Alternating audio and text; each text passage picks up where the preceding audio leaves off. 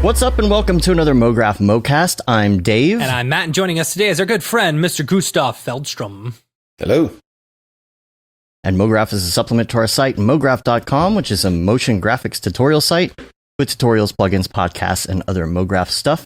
On the show, we talk about everything ranging from motion graphics to Cinema 4D, After Effects plugins, render engines, doing business, doing taxes, being a contractor, or working for the man. You can email us info@mograph.com. Let us know what you think about the show. Give us your comments and ideas. Topic ideas would be great, such as the email that I got from Ricardo Salazar. Hope I have that right. Ricardo Salazar, who gave us a slew of topics. Thank you, Ricardo. So we're going to tackle some of those today and some of those on another show.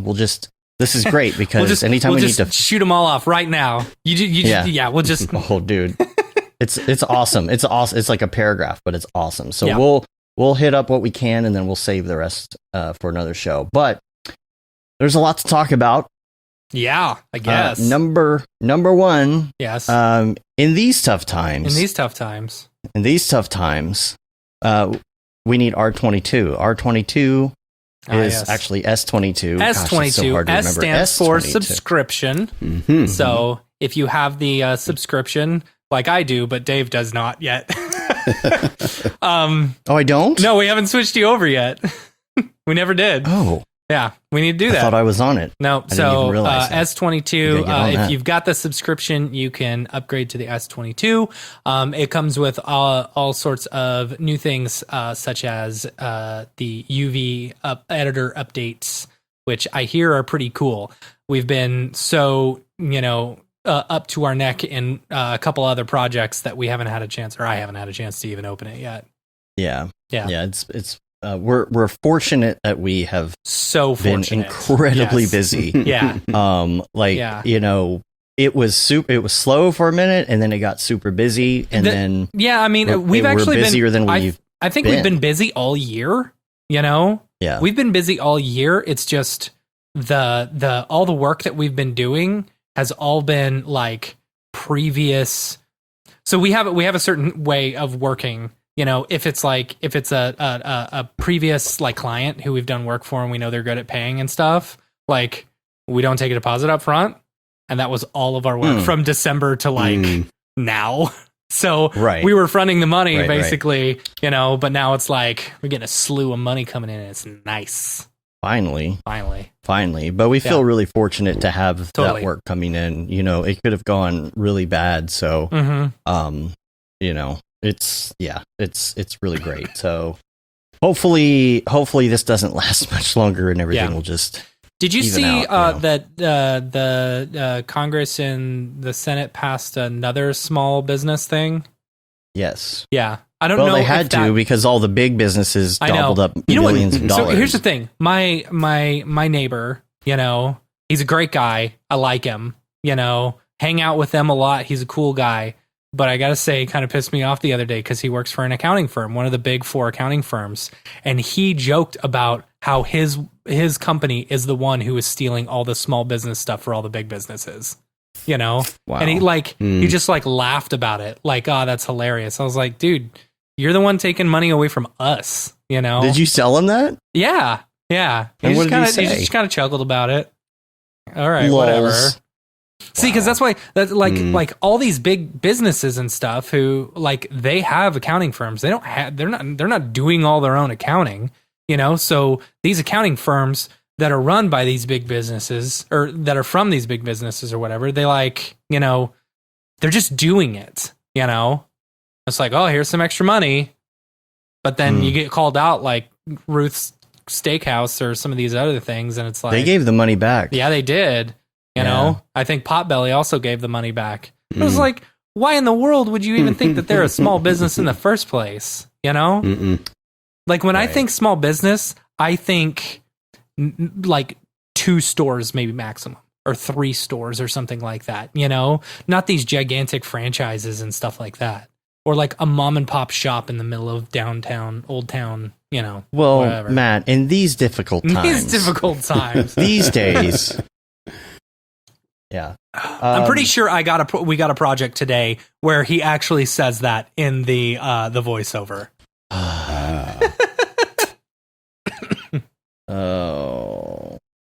Well, how else will we know that businesses care if they don't say these days? In these unprecedented times, in these uncertain times. Hey, did y'all hear I got coronavirus? What? Oh, let's talk about that. Yeah. Yeah. So I'm almost 100% sure, because if you actually go back and I'm convinced. Yeah, if you actually go back and look at us the past few weeks, I've been coughing a lot, and me and my wife, we lost our sense of taste and smell, for 8 days. I didn't think it was ever going to come back. I thought, and we thought, no, maybe it's just a sinus infection, whatever. But my brother, he's been living with us, and he got the same thing, and he lost his sense of taste and smell. But then he got a fever, and we didn't get a fever the entire time, but he got a fever, and he's like, I'm going to go get tested. He got tested. Sure enough, he had the coronavirus. It's like, it's a very mild case, I guess. We're just some of the very, very lucky ones who would just, whatever. Mm-hmm. It's so weird because, like, a few people on Slack, a couple of the people on Slack who have had it, they said that, just their throat was on fire and it was just hurting, and like sleeping was just awful and stuff like that.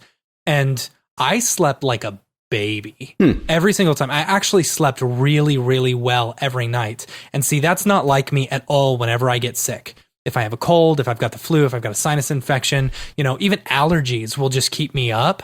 But this, like, if I went to sleep, I was asleep and I wasn't going to wake up. It was just like normal, But yeah, it was crazy, My worst sinus infection that I ever had, I lost my sense of smell and taste. It is the weirdest thing in the entire world. It is so weird because you're like, how in the world can that happen? And things that, like, you love to eat. You go, like, I'm a snacker. I love to snack, so, and I eat a lot of sugary snacks, like little bite-sized candy bars and stuff like that, especially it being Easter. I was going down and grabbing a couple Twix bars and I couldn't taste anything. And I had a ton of, like, Rice Krispie treats and I couldn't taste anything. And it's like, the only thing, like, eventually you're just like, I don't want to snack anymore because it doesn't taste good. And then you start realizing, like, the thing about it is it's all about the mouth feel.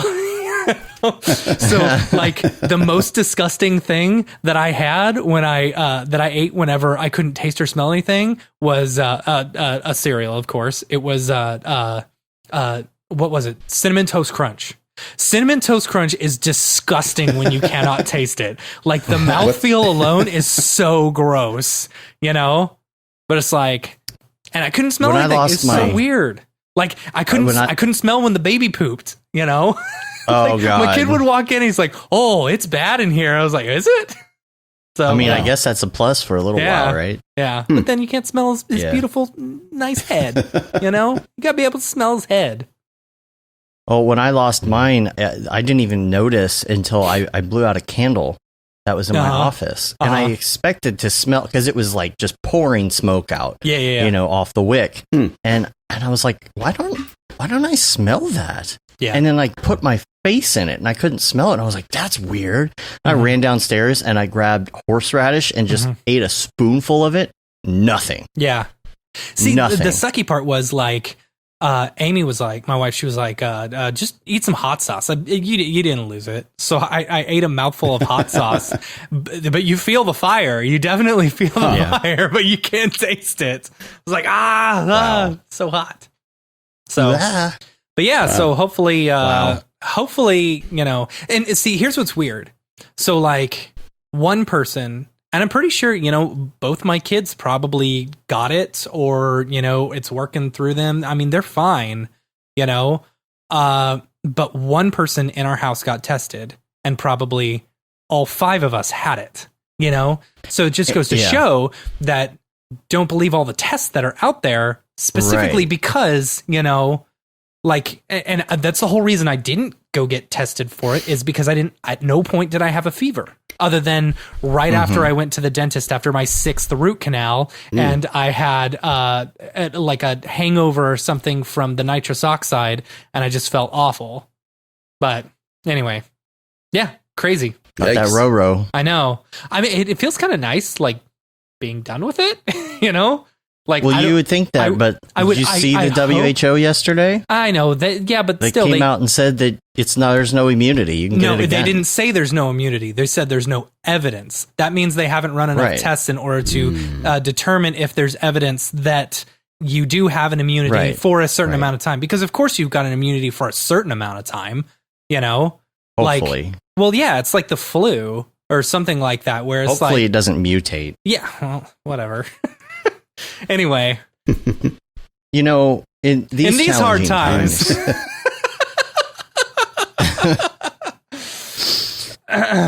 All right, so on the C4D train again, the Maxon train, S22. Let's talk about it. The S22 virtual NAB was last week. That was fun. Yeah, it was fun. Dave, you did a great job. You did a great job. Thanks, I gotta say, I didn't get to watch all of it. I'm really sad. Like that's one of my favorite things about NAB, but no, I was so crazy busy last week, you know. And I also moved my office downstairs to be next to my wife so that we can like tag team the kids, because it's so much easier now to tag team the kids. You know, one person handles one while the other handles the other. In 1 month, it's all going to be done, and like we won't have to worry about school or work or anything like that. You know, so it's going to be amazing. But hopefully, yeah, well, them, not me. You know, I'll still be working. But like school gets out. May 28th is going to be the best day of my life, because my kid won't have school you won't anymore. have to worry about. My wife won't have to work anymore because she's a teacher, you know, and my kid won't have to be in school anymore. I won't have to sit down with him and make sure he does his homework, and he just yells at me the whole time. Well, I'm looking forward to that too. I mean, my daughter's pretty self-sufficient when it comes to the schoolwork, but it will be nice. About that. It will be nice for her to not have to worry about it for a little. She can just, you know, chill and do whatever, and you know, that kind of thing. But the streams were fun. The Beeple thing was hilarious. I went back and watched it again. So good. The best quote of the week was, I didn't realize the goat was anatomically correct. The chat was going crazy when that was going on. That's like one of the few that I watched. You know, I went back and watched it again. I missed a lot of it because like I'm in the stream, I'm doing technical stuff. I'm, you know, like I was, you know, piping my video through it a little bit too, and then making sure the levels were good and all that, you know. So I missed all these little gems, you know, that he said during it, which was great. But went really well. You know, didn't have any internet problems. That was my biggest concern. Yeah. It was great. You know, it felt just like a real NAB live stream and stuff, you know, even though a lot of the things were pre-recorded and stuff like that, they all felt like they were live, you know, which is nice. I like the longer format with the questions right after. I think that was really good. Yeah, that went well. No, all that was live. That was all live. You know, yeah, great. And Beeple was live, obviously. Yeah, but yeah, I think that was the best way to go. It really felt like that worked very well, and it went over so well. Everybody loved it. Everybody, like, it was so great having that interesting mix with Unreal. Yeah, you know, that was so cool. And being able People to have all the loved Red Giant stuff as well. You know, so it's like you not only got the Cinema 4D stuff, but you also got a mixture of After Effects and Red Giant stuff. Like, man, all that Super Comp stuff looks so awesome. Yes, Super Comp, the lens distortion thing that they're coming out with. Oh my gosh! I just want to like. I don't know. Are they still running? No, I was going to say, are they still running the special? But they're running the special only if you're a new subscriber. So, yeah. Of course, I don't know. Maybe Dave, that is you. If you switch over from the MSA, we'll have to see. Or we'll just. Oh yeah. We'll have to just. I thought you had already changed my. No, I haven't done that thing yet. Already. No. Oh, that's funny. Because it's all under your information. You know, the other one's under mine. Yeah, it was fun. It was fun getting that mix because. When you're a Cinema 4D person, you do go into After Effects and you do VFX stuff and you do that stuff, you know, sometimes. And I don't do it as often as some people do it, but I see all these things and I'm like, man, I kind of want to do some of that. Yeah, looks fun. You know, I would love. I think.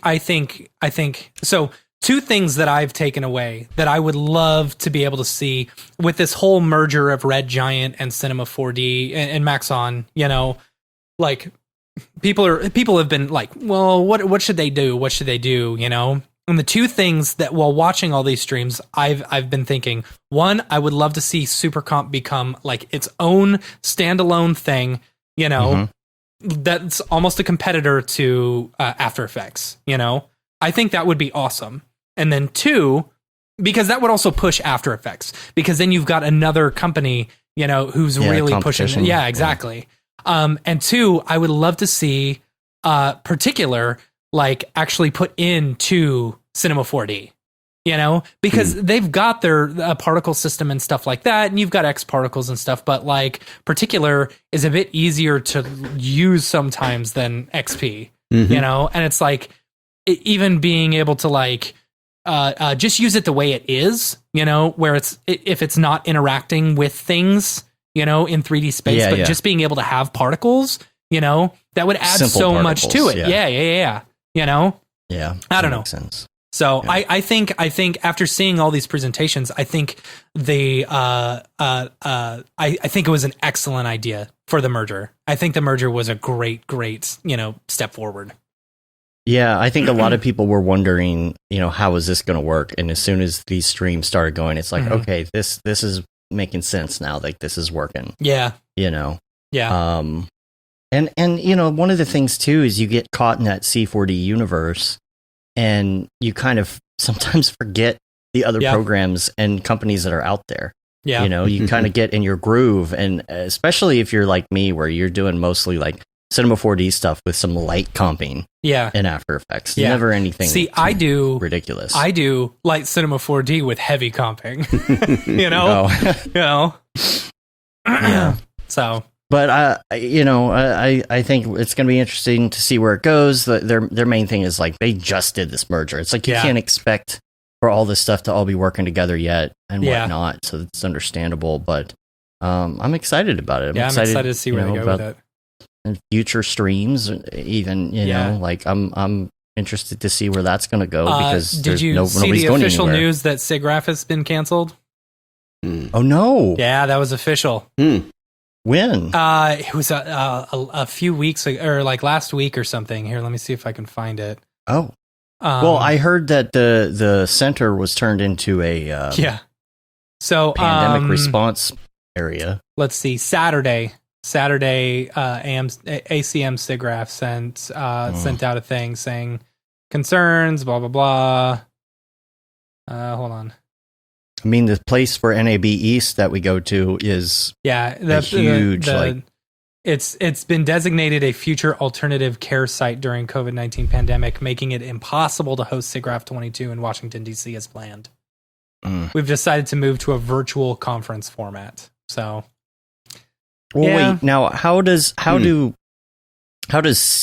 decide to move to a virtual conference format when all the individual vendors basically are just doing their own? That's just what they're saying. I mean, I don't know. I mean, are they gonna? I'm sure they're not going out and like live streaming everyone setting up live streams. But right. I don't know. Well, they're basically, I mean, they're going to do like NAB did. NAB was sending out emails every single day saying what the events were and what was going on. Oh, they were? Yeah. So I'm sure they're just going to do that. And how did I get off that email list? I don't know. Lucky you.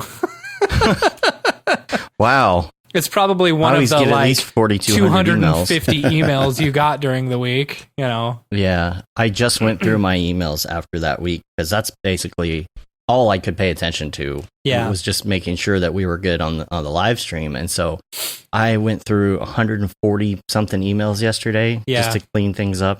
Yeah. And you know how it is. Half of them don't even have anything actionable having to do with them. It's just you want to get them out of there. Right. But it piles up. There's a couple things I missed in there. I used to be really excited about our work email because I wasn't signed up for anything. Now I've signed up for so much crap that it's like, ugh. I get tons of spam. Man. Oh, here's one thing that I'd like to talk about that I tried out this week. Envato Elements. Do you have that on your list? No, I don't. But okay, so I'm not huge on subscriptions. I really don't like subscriptions. Right. But I signed up I was looking for some elements, for like just like some stock footage, and I couldn't really find it that was relatively inexpensive. So I was like, well, maybe I could find like an After Effects template that someone has already with those elements in it for relatively inexpensive, and I could just rip those elements, right? So, Envato's been around forever.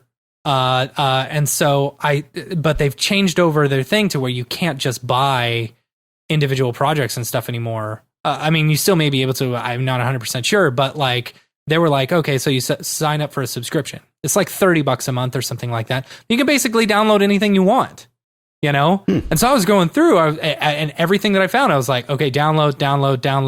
Oh, need some HUD elements, download. And it's like, now I have all this stuff. Ooh, I need some HUD elements. Right? It's like, I'm working on something right now that needs that. It's like, you know, it was actually a pretty good deal. And from what I could tell, it wasn't limited to like these, like Shutterstock is or something like that, where it's like, oh, subscription and you get 10 downloads a month or something like that. I don't know. I could be wrong. I could be really wrong, but it was pretty cool. I need them HUDs, man. Like, dude, the thing about HUDs is like you can build HUD elements yourself, but it's like, a whole, why? It is a whole, like, I understand why Robin Hatto makes the big bucks doing HUD stuff, because like that is and the folks over at Perception, it's like that stuff is hard. So much work. Like, I mean, it's like, not. It's in its element. Like if you just look at the pieces of geometry, it's not difficult, right? There's some circles and some dots and some squares,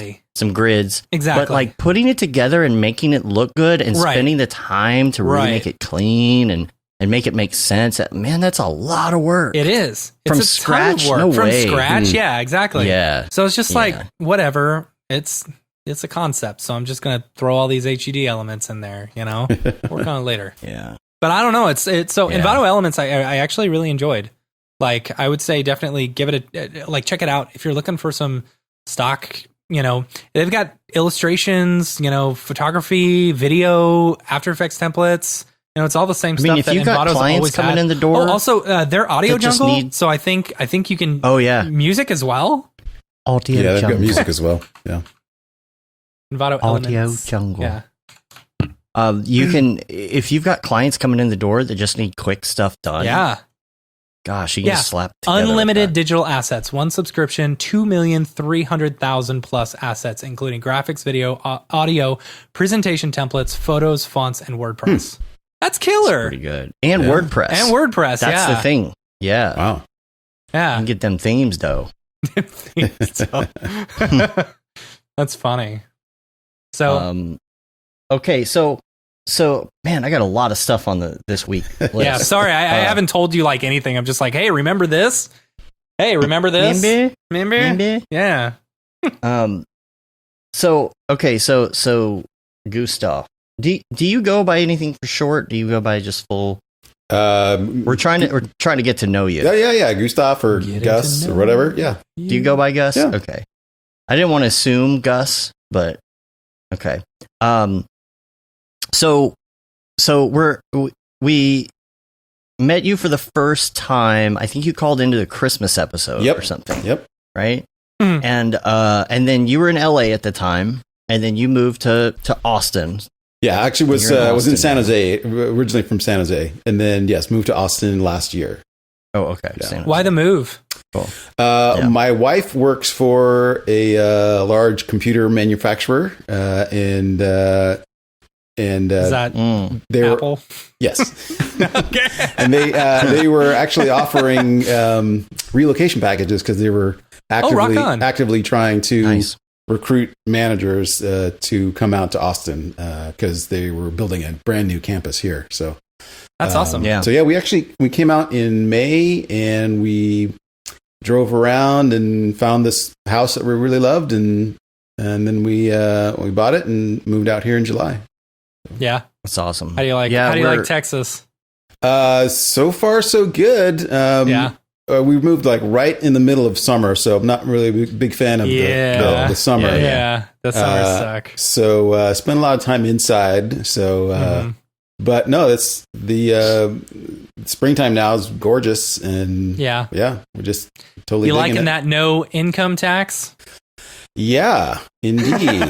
Yeah, it's a little bit of a wash almost because the property taxes here are much higher. So high. Yeah, but I can imagine property taxes in California are really high too. Yeah, well, it depends on where you live and what and how long you've been living there, I guess. Yeah. Okay, that makes sense. And also, that's what's different about Texas is property taxes are different depending on where you live here. So right. Yeah, county. But definitely got more house for the dollar here than in San Jose. So yeah. Well, one thing we're getting to know you and everything. It's different because a lot of people who come on the show, we already know them really well, so we know exactly the questions to ask. Yeah. I do feel like we kind of have some great things to talk about, which I've got here, throughout the show. One of the things that you just mentioned when we started the show is that you have a Blackmagic Pocket 4K, right? Mm-hmm. So you're using right now. That's what I'm speaking into at the moment. Looks beautiful. What kind of lens are you using? This is a Tamron 35 to 70, I think, or something like that. Did you have to get an adapter for it? Yeah, I have a micro or the speed booster on there. Cool. Okay. So it converts to the Canon mount, whatever that is. The EF mounts, I think. Because previously I was all Canon. So I was looking at that because I'm previously Canon. I've got the 5D Mark II, and I've got a bunch of lenses and stuff. And I'm looking at that 4K, and I'm like, okay, but then I'm going to need the speed booster, and that's $200 or $300, whatever it is. It's pretty pricey. You can get just an adapter, but that it doesn't have the electronics in it. You can't auto do anything on it. Right. That's interesting. So you got to spend $200 or $300 at the speed booster. Then you've got to, maybe buy like a native lens or something, like a micro 4 thirds or whatever they are. Well, once you get the speed booster, all your Canon lenses will work. So I don't even have any micro 4 thirds lenses. I just use all my Canon gear. And the cool thing about the speed booster is it like the native aperture on the lens is a 2.8, but with the speed booster, it gets down to like 1.2. Oh wow! I think that's so. It goes pretty wide, and again has all the auto functions. I mean, this particular camera doesn't have autofocus, but I seldom use that anyway. Yeah. So, I don't either. Yeah. But that was the thing is I started looking at how much money I was going to spend. Like to get the speed booster and convert my lenses and all that. And then I was like, I was looking at the 6K, and the 6K is native Canon. Oh, is it? So I'm like, okay, it's EF. It's a completely different size by default. And I'm like, why don't I just spend the extra money because it went down in price? It's only $2K for a 6K camera. If I were buying another one today, I'd definitely go for the 6K. Definitely.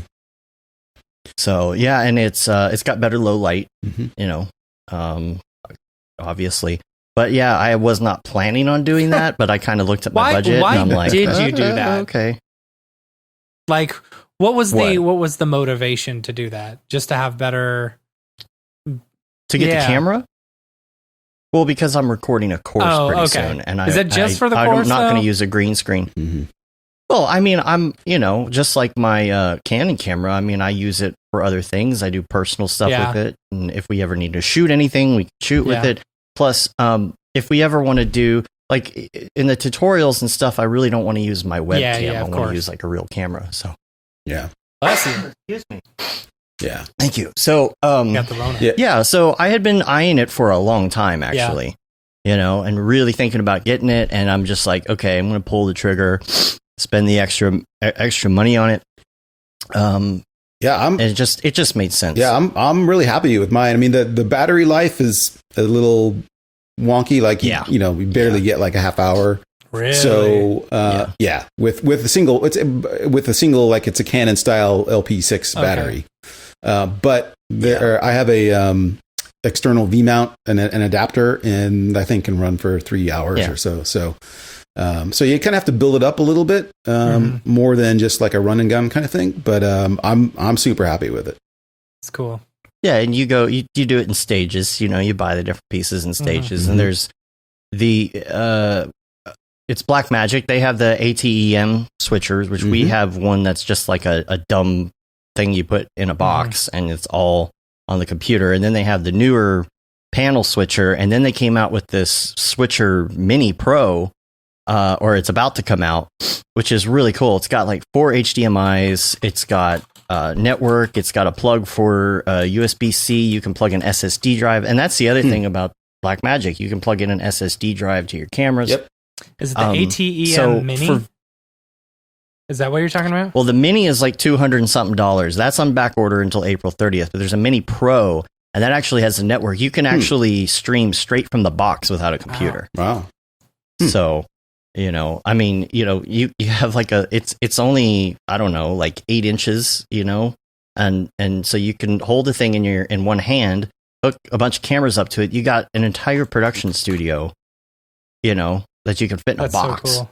Yeah, and it will stream. Mini Pro, okay. That's going to be cool. Oh yeah. Nice. I figure we can use it when we go do $600. Like interviews too and all that. Yeah, I'm telling you, man. 4 inputs. I'm telling you. And it's got the same exact software that comes with all the other switchers. I wish the mics weren't. So you have all the full control. The 1/8 inch or whatever. 1/8 inch plugs for input. Oh, really? At least give us a breakout box to XLR. Right. Or something. I understand you're trying to save room. That's cool. So anyway, that's coming. I like that. Yeah. Sorry. Yeah, so that's coming on Thursday. So I'm going to have like a field day just doing fun experiments, trying that out. I think it's going to be a lot of fun. Back to the roots, Also, anybody check out the Travis Scott concert in Fortnite this weekend? No. Pretty I've been epic. playing I don't know what the numbers are. Animal Crossing like crazy. Oh, speaking of, I need to check my turnip prices. I can't get into that. Oh my goodness! Your turnips? Yeah. So on Sundays, I think it's Daisy May comes around, and this is in the game. This is in the game, yeah. And only on Sundays does she come around, and you can buy turnips from her, $100 for per turnip, right? But she only sells them in batches of 10, so you have to spend $1,000 to get 10 batches of turnips, right? And how do you make said money? So I pulled out $100,000 and bought a ton of turnips, right? And so the next day you check to see what the turnip prices are at the store. And if at the store, if it's worth more, then you sell your turnips, right? And some people have had their turnips, like the price be up to like $500 per turnip, right? So you make 5 times the profit by selling all your turnips. So anyway, that and then sounds like work more than it does fun, awesome. But it's so great, Like, I mean, that's the thing with Animal Crossing is that it's like it is work. You're basically just like what is it they call, like, what did they call it in South Park when they were just like killing all the boars or whatever, like mining or grinding. You're just grinding. That's all you're doing in Animal Crossing. I don't know if you can actually beat the game. So I don't. Yeah. So anyway, Travis Scott. This is pretty good. I watched it 3 times. Yeah. I watched it once and my daughter was asleep the first time, and then she watched it. Actually, no, the first time she watched it, we were running overtime on the Maxon feed, and the thing is short. It's like 10 minutes long, so I missed it. Then I watched it the next morning, then we watched it together the next day. But it's pretty interesting. You show up, I don't like that they enable the actual game beforehand, so everybody's going around killing each other. It's like, I just want to go stand there and get my spot, Not that it matters much anyway. Once it starts, it's all, you it's have full health and all that. Fortnite, right? Like, but it's not like VR. No. So what happens is you go in and there's a stage in the middle and everyone's standing around and it gives you these moves so you can dance and hold up the flaming microphone stand. But when it starts, what's really cool is all the physics of the game change. It becomes super trippy looking. It blasts you out into outer space and then you're all flying around and you can see all the other people. and his music is playing, and then the ground becomes super bouncy, and then you're all bouncing around. And so he's huge, he's like 1,000,000 feet tall, and you're walking around like checking him out, from underneath, and then you blast up into the air, and there's like a virtual cone that's making all the people slide together down around him, and it's very interesting. So it's just super cool looking, super trippy looking, and it only lasts like 10-15 minutes. It's not a big deal, but it's just kind of a fun thing to go do, especially if you have kids.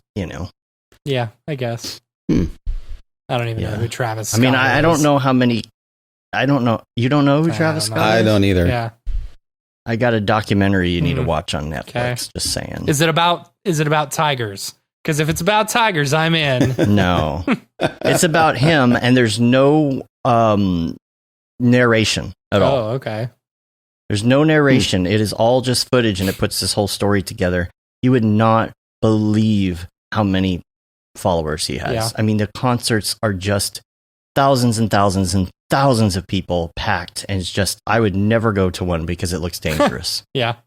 But it's insane to me. Like, you should definitely check out his documentary on Netflix, even if you don't like his music, even if you don't like that genre of music. It's just so interesting to see, and to see how it was done too. I feel like putting a documentary together with no narration is a very difficult thing to do, to tell a story with only what you got. Only what you got. Yeah, never heard of him. Yeah, so if you're throwing a concert in Fortnite, you've made it. Yeah, pretty big. Okay, it's a big deal. Yeah, because, Marshmello millions, did it, tens right? of millions of people. Yeah, 10 million people showed up for that, and Travis Scott, I'm sure it was double that. It's insane. Yeah, in fact, I should look it up and see. Let's see, Travis Scott Fortnite numbers. Let's see what it says. 12.3 million people watched the concert. Insane. Yeah. And everybody's kids on Facebook, everybody on Facebook saying their kids were, super into it, super excited about it. So it's a cool thing to do with your kid, Other notes that I have here are iPad. I've been enjoying my new iPad and drawing a lot. Nice. How do you like it? How do you like the drawing on the iPad? Man, like they had the pencil with the first iPad. Yeah. It was okay. It was pretty good. But like the new one is fantastic. Like, I am in love with this new iPad. The way that it feels in your hand, it's so thin. The way the pencil works, the way the pencil attaches, everything magnetic is so solid. Like, it's not like where you feel like it's going to fall off or whatever. It's super strong magnets. Just absolutely love drawing. I'm getting so into Procreate. Yeah. All the ins and outs of Procreate. I've been buying textures and pens and brushes, because there's some really great stuff out there. And I found an app. It's called Crap, huh? Something ref. It's called, what is it called? It's probably not on my phone because it's only for iPad, but I'll double check. So, yeah, I do a lot. Yeah, I'll have to look it up. I do a lot of drawing on the iPad Pro as well with the pencil. And I used to have the first iteration. And when I first tried the pencil on the iPad, I was totally blown away because I've been using Wacoms for decades. Yeah. And it was always frustrated to some extent with the response. It never felt natural. But the pencil and the iPad is amazing. Yeah. So ditto here. I love just drawing on those things. Well, and they fixed the way, because the original one, you had to plug the pencil into the iPad straight into it, and you could break it if you barely touch it. Yeah. And the way that they've done it now, there's a matte finish on the pencil. Yeah. The magnet so is it just feels like fantastic. A pencil. The magnet is amazing. And they did the flat side of it so that it could easily attach as a magnet, but also makes it feel like a pencil, because a pencil has those flat edges. Yeah. And it's just so great. I like it's one of those things where it feels like you're one with it. like you're really drawing on paper. It is so close to the real thing. And I know it's not the real thing, but it is so close. The pencil is much more sensitive. You can double click on the pencil now and it, becomes the eraser, so you don't have to switch. Man, I'm just like, I'm getting back into drawing. Yeah. And that's gosh, I wish I had time. I've got no time. I'm telling you, 2 kids takes it out of you. Especially now. I did an EJ. I know. Yeah, show the EJ. Look at my EJ. Nice. The Rick and Morty EJ. So funny. Yeah. And so I'm doing a thing where I'll draw one person and then you gotta nominate someone else. So EJ has nominated Beeple to be the next drawing. So now I have to draw Beeple and so on. And then he'll have to choose somebody. So. And then I can put them all together when I'm done and have like a mural of Rick and Morty motion graphic designers or something, isn't just for practice. The new season coming out next week? Is it next week? Yes, on May 3rd, next Sunday. Exciting. So I found, because on the iPad you can do where you run 2 apps at once. So I found this app that's like Pure Ref. It's something Ref. I'll have to look it up. You open it. And you kind of do like the 25%, and you can cut and paste different things into there for reference, which is just like what you do with Pure Ref. But you can hit a lock button on it so you can't accidentally touch it. So you hit the lock button on it, and then you have your references right there on the iPad. It's super cool. If you're into the references. Yeah, let me know what that is. I'll check that out. Yeah. And then... Let's see. Beats. You wanted to hear about these beats? I didn't want to, but you're going to talk about it.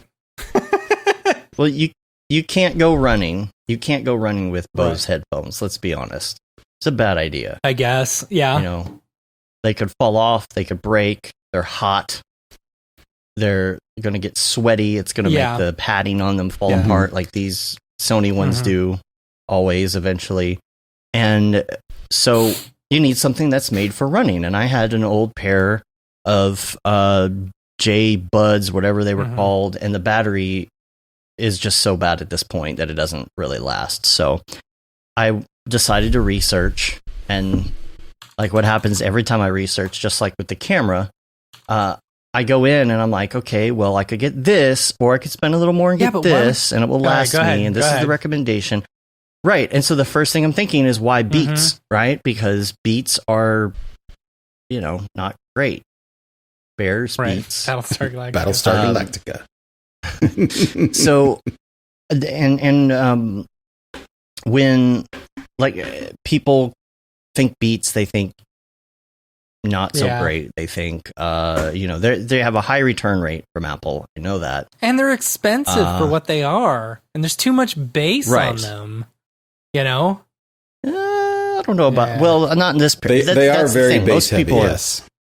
VizRef, of course. But that's what they're made for. VizRef. That's it. Thank you, Chris. VizRef. Yeah. VizRef. That's the app. Okay. I'll have to check that out. So this is different because these are running headphones. So I was looking for something that stayed in your ear. The biggest problem I have is you try and do in-ear headphones and you're going like this while you're running the whole time, like trying to keep it in your ear. So I did tons of research and found like the top 5 that I wanted. And I was like, Beats? Really? All these people recommending Beats. And it's because of the way that it stays on your ear was the biggest thing about it. And they also charge with the iPhone charger. And they will charge, you can plug them in for 5 minutes to get an hour's worth of use out of them. So which model Beats are these? Are they the ear hooks? There were the ones with the ear hooks, but I didn't get the pro expensive one. I got the base one. Because there's one that comes with a base and all that. I just needed something that I knew was going to stay. It was recommended. Why it was very waterproof. Not the Apple earbuds? Because they'll just fall out of your ear. That's the whole point. No, if you're running for 4 miles, you're just going to be messing with them the whole time. And then what if it falls and breaks? Or, I mean, my daughter had some of those and they fell on the ground one time and broke open. So it's just like, I want something that is hooked on your ear for sure, will not fall off, is heavily water resistant, and like these were on overall. And I think it's because they're in earbuds. They're not the same as the big ones you wear on your head that everybody says sucks. This is a little different. And I understand it's Beats, but all the reviews, all the sites, all the Amazon stuff, like the other ones had worse reviews than these did. It's like picking the best of the worst. Oh, it's like a presidential election. I'm very happy with them. Yeah. Oh my. Ding. Anyway, that's my Beat story. Okay. That's the why. Well, there you go. That's the why. Yeah, and that's it. I have the only other thing in my week wrap up. I did do a fun prank during one of our Zoom meetings this week. Oh, that was so good. That was so good. So we did the for some of the presenters and the people who were working the NAB stuff for Maxon, we all had an after hours kind of meetup where everyone kind of we zoomed together and we people drank and we hung out and we just talked shop and stuff like that. And so Dave did this funny thing. Go ahead, you can tell him. Are you able to show? Are you able to show it at all? Maybe. Let me see if I can. Let me see. I recorded it. Let me try and break it up here. Just want to mute it because I don't want all that. So I recorded myself just hanging out in my office on my webcam, and then sitting down and like waving to the camera, and then reading a book, and like I would turn the page. And then turn the page again, and I just looped that part of turning the page again. So I just left it on pause, and now let's see if I could bring it up here. Turn the page, wash. Oh no, wait this is the video itself. I have to find. I don't know. Did I save that video somewhere? We sent it on our phones. I'm assuming I did. Oh, here it is. Oh jeez. Oh jeez. I went to my third monitor that I can't see. All right. This makes for very entertaining television. Yes, it does. Thankfully, it's not on television. You can't do that on television. All right. I got it now. All right. Let me go to the screen here. All right. So you can see here that I am in the top left. All right. Yeah. So I'm sitting there and we're on the Zoom meeting. And so what I did is I took that video and then I put up my green screen like I normally do, and I just cropped my own self into the existing webcam video. And then, so all of a sudden, Rick down here is the first one who noticed. He's looking around, and he was like, "Are there two Daves?" And everybody's like, "What is going on?" That's a good one. Yeah. I thought it'd be fun to try and do some live VFX while we were going. He's just cleaning. So I was just cleaning. I said, "That's my cleaning guy." And then I timed it out so that I knew as soon as I sat down to read that I waved at myself. So that's awesome. Let's see if I can skip ahead. You can see, yeah. I'm Hi, like, there, Dave. I turn around to myself and I'm like, "Hey, wave," and myself waves at myself. Very good. That was fun. I love that Rick lost it. It's funny. Yeah. I just saw that. I just saw that someone released a bunch of Star Wars backgrounds you could use. For your Zoom calls. Oh, really? Yeah. That's funny. I really I saw someone had taken like The Office, like anytime they did a confessional, and put that behind them. Nice. I thought that was so good. Yeah, that's a good one. That's nice. Yeah, Skype just updated their thing to where you can put stuff behind it. Just so dumb. Stupid. Let me show you. They're like, Zoom's doing it. We got to do it too. So we got to do it half-assed. See? Everything they do is half-assed. Look how good that is. Nice. Oh yeah, it's not crunchy at all. So gross. Oh my gosh. Yeah. Mm-hmm. So anyway, that's the week wrap-up. That's an hour. Wow. Most of our show. Yeah, well, a lot's been going on. It's been a couple weeks since we've had a show, I know. Yeah. So yeah. That's just all the Mograph news in 2 weeks. Crazy. Wow. Sorry. I know. No, let's talk about you. And all right. we'll get to the Ravcock here in a little bit. Okay. So let's start out with your background. We want to get to know you a little more about school and things. Yeah, well, my background from the college days is in illustration. So I grew up just loving to draw and was just drawing all the time, and got really into comic books in junior high and high school. So I thought going into like what I want to do for a living that I just wanted to draw comic books. Mm-hmm. The closest thing that I could figure out to that was this illustration program at San Jose State. And so I ended up going to San Jose State, and turns out they had at the time a really fantastic illustration program. It's completely changed now. Now they have this program that's actually illustration and animation, and it's actually very, very well regarded in the industry for movies and games. A lot of people come out of the illustration program there now, but back when I was going there, it was nothing like that. So, but it was still a very good illustration program, and so there I learned most of the fundamentals of drawing, composition, color, and all that, and part of the program there was you had to do graphic design as well. So that's where I was introduced to typography and all that. So coming out of school, I was doing, or my goal then was I sort of transitioned from being into comic books and more into doing illustration and conceptual illustration. And back then it was, and I mean, I didn't graduate till like mid 90s. So it was all traditional. I wasn't on the computer at all really then for my entire time at San Jose State. So it was all traditional media. And it wasn't until right before I had graduated that I got really turned on to, there's an illustrator named Dave McKeon. I don't know if you're familiar with the Sandman comic books, but he did all the covers for the Sandman comic books. Cool. And he was combining traditional media and like digital collages, and that stuff just blew me away. So that went into this sinkhole of going digital. And once I was out of school, I was just doing sort of this mixed media collage stuff that was, it all ended up digital, but that's where I really got my sort of foundation as far as doing Photoshop and all that stuff. So that was the plan after graduation, was to just do freelance illustration. But of course I needed to make some money in the meantime. So I ended up doing an internship thanks to a good friend of mine who had a design position at this local agency. It was like a digital marketing agency back then. Again, this is like the mid 90s. So it's like, this is right at the sort of crest of the whole CD-ROM era. So yeah.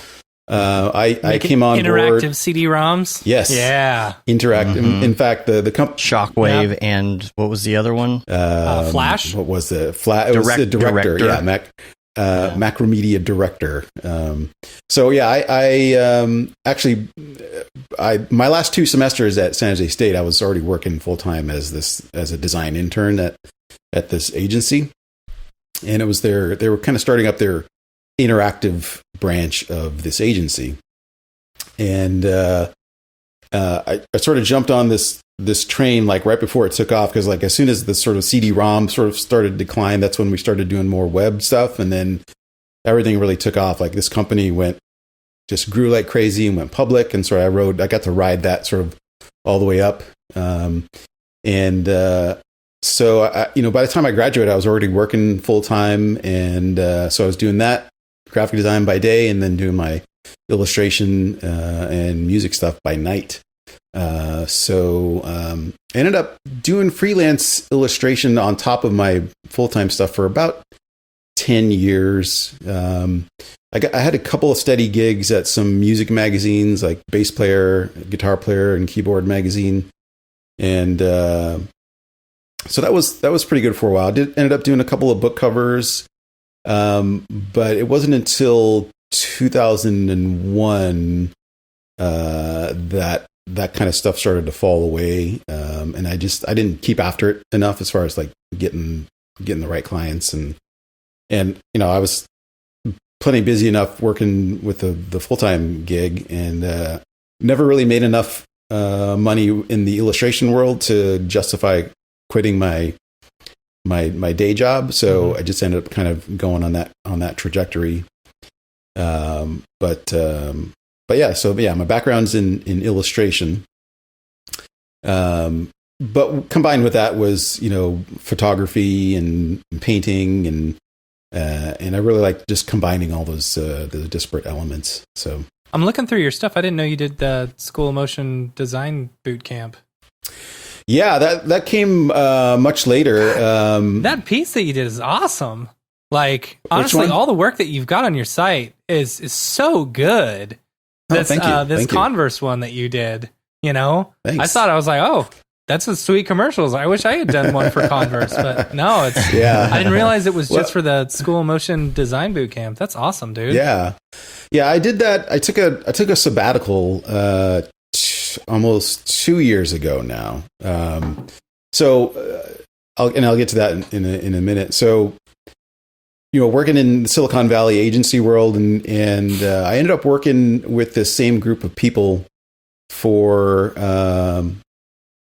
almost 15 years. And this company merged with another company, and then they, merged with another company. So, fast forward like 15 or so years, and I'd learned all this sort of motion graphic stuff sort of on the job, and the interactive kind of stuff kind of transitioned into web and multimedia and video. So by the time I had, kind of established my sort of career, and I sort of stumbled into it. I was doing creative direction for primarily video and motion graphics projects. But all the After Effects stuff, that was all basically self-taught on the job. And then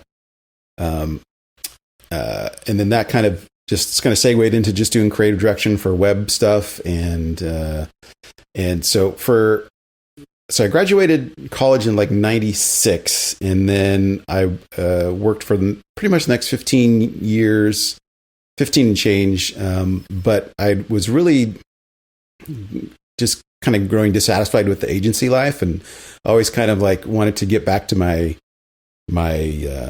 roots of wanting to be a freelance illustrator. So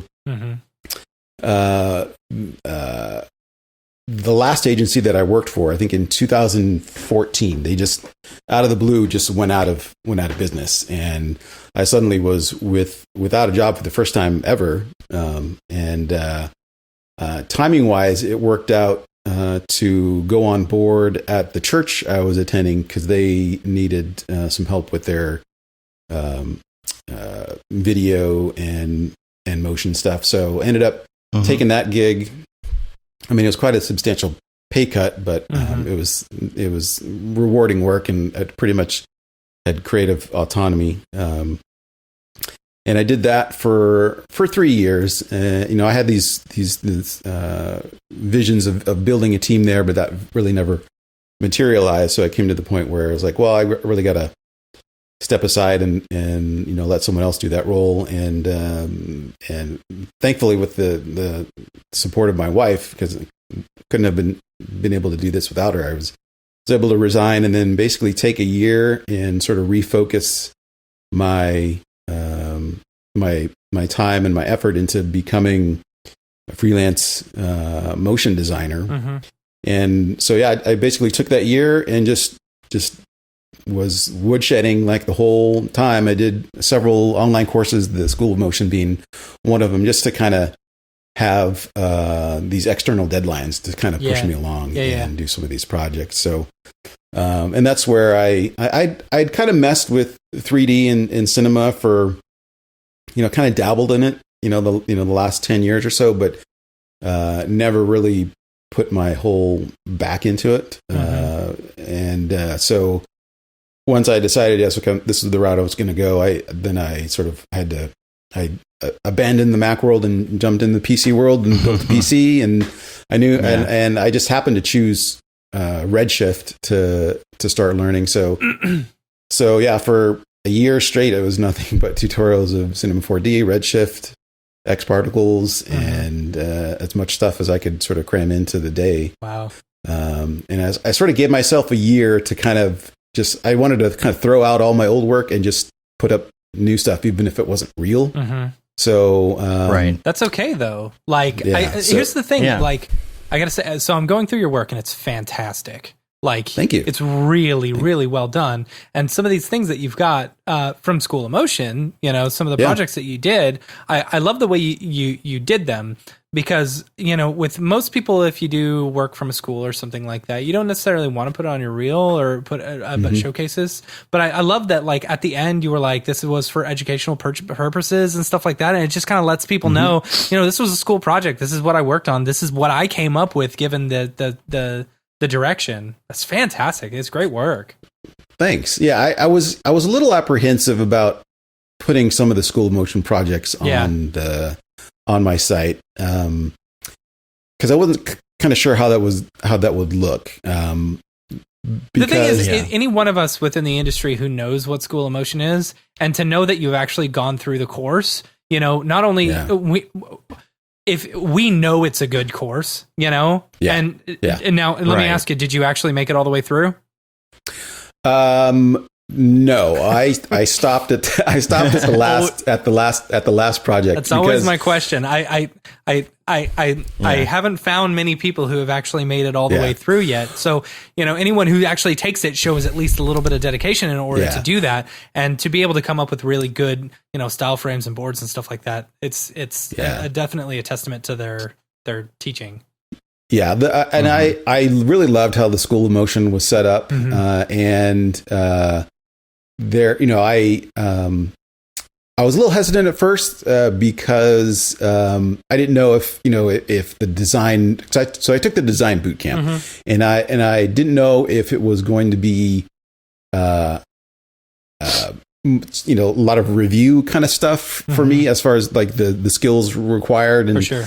And not that it would have been rudimentary, but it was a lot of work, and it was definitely good stuff to review and sort of refine, and definitely having those external deadlines of for the projects helped me out a great deal. But yeah, the reason I didn't finish is because I think the last project was in a style that I knew I wasn't really gonna be using or wanted to get into. I think it was that sort of more sort of flat illustrative style that's out there. So I made a strategic reason to jump on some other projects to finish up for my portfolio, because I'd given myself a year to basically reboot my entire portfolio. Yeah, and I wanted to have like 9 projects. So I redid some old projects of mine, and then some of the School of Motion projects. So. I really like the Synapse one.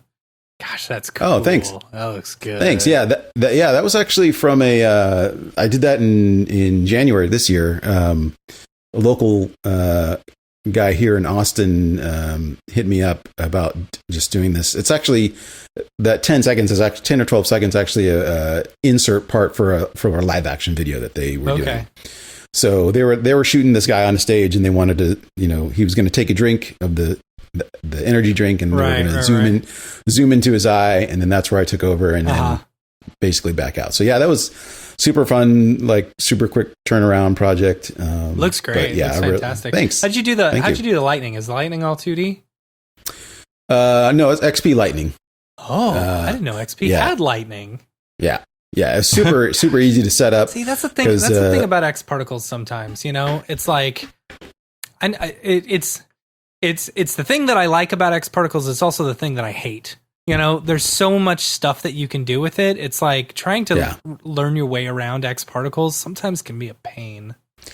Yeah, it's really deep, and I did a lot of tutorials during that whole sabbatical, and a lot of that stuff was kind of in one ear and out the other, just because it's so deep and can have to very small specifically what to do with it.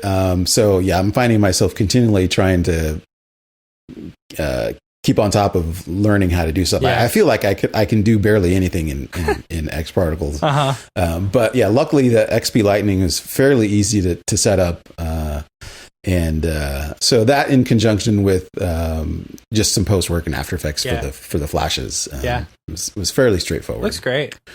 Yeah, thanks. Tell us about the Kitbash thing. Yeah, so late last year, Kitbash 3D announced a contest for their post-apocalyptic kit. So they were giving away this mini kit, post-apocalypse, and they had some like ruined buildings and I think just a handful of buildings that they cobbled together from some of their other kits. And I'd been a fan of them for a while, and I have a couple of their kits, and so I think I saw have this kit. Yeah, so and it was free, so it was like no brainer. So they announced this contest to do something with their post-apocalyptic kit, and the deadline was like beginning of March, I think, and this was like late December. It's like, okay, perfect. That gives me like 2 months to kind of come up with something. So most of the people, I guess, just do stills or some short motion pieces. But I knew I wanted to have a larger piece for a larger piece for my portfolio. So I was like, okay, I'm going to do a short film. Do it like a minute and a half or so. Let's target that. So I basically spent. And I didn't have any bookings in January. Well, I had that one Synapse booking in January, but that was pretty quick. So, and I didn't have anything booked for the rest of January or February.